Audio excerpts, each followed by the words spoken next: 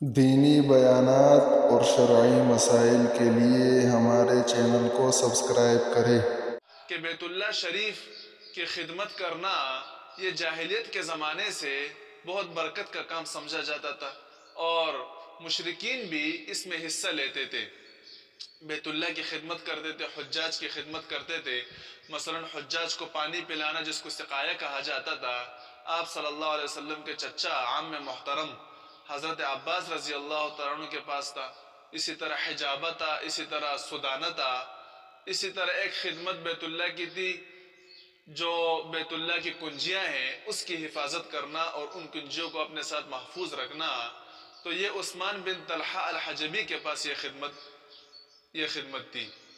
تو عثمان بن طلحہ الحجبی کا بیان ہے، وہ خود کہتے ہیں کہ جب اسلام قبول نہیں کیا تھا اور آپ صلی اللہ علیہ وسلم مکہ مکرمہ میں تھے، اور عثمان بن طلحہ الحجبی نے اس وقت اسلام قبول نہیں کیا تھا، ان کے پاس بیت اللہ کی کنجیاں ہوتی تھی، تو وہ فرماتے ہیں کہ ہر پیر اور جمعرات کو ہم بیت اللہ کے دروازہ کھولتے، لوگ اندر جاتے اور عبادت کرتے، تبرک حاصل کرتے۔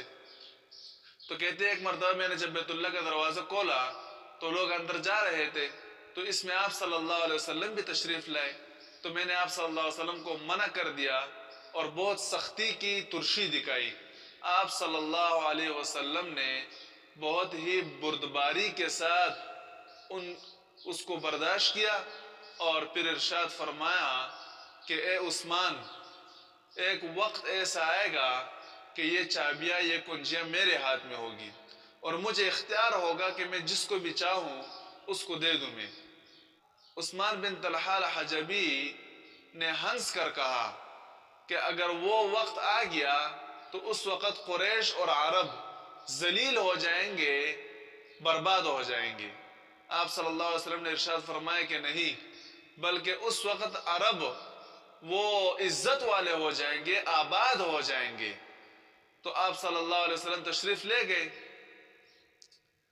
تو جب مکہ فتح ہوا اور مسلمان فاتح بن کر مکہ مکرمہ میں داخل ہوئے، تو آپ صلی اللہ علیہ وسلم اور مشرکین سارے کڑے تھے، تو آپ صلی اللہ علیہ وسلم نے حضرت علی رضی اللہ عنہ کو حکم دیا کہ جاؤ عثمان بن طلحہ الحجبی سے بیت اللہ کی کنجیاں اور چابیاں لاؤ۔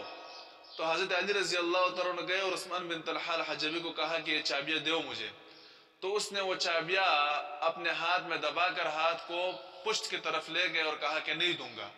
تو حضرت علی رضی اللہ تعالیٰ عنہ نے ان کے ہاتھ کو مروڑ کر زبردستی ان سے چابیاں چھین لی اور آپ صلی اللہ علیہ وسلم کی خدمت اقدس میں پیش کی۔ آپ صلی اللہ علیہ وسلم نے وہ چابیاں لے کر بیت اللہ کا دروازہ کھولا۔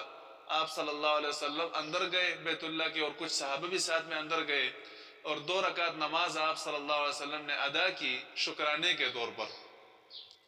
لیکن جب واپس باہر نکلے تو حضرت علی رضی اللہ تعالیٰ عنہ، حضرت عباس رضی اللہ تعالیٰ عنہ، یہ دونوں حضرات آپ صلی اللہ علیہ وسلم کے سامنے آیا اور عرض کیا کہ یا رسول اللہ، یہ بیت اللہ کی چابیاں ہمیں دے دو۔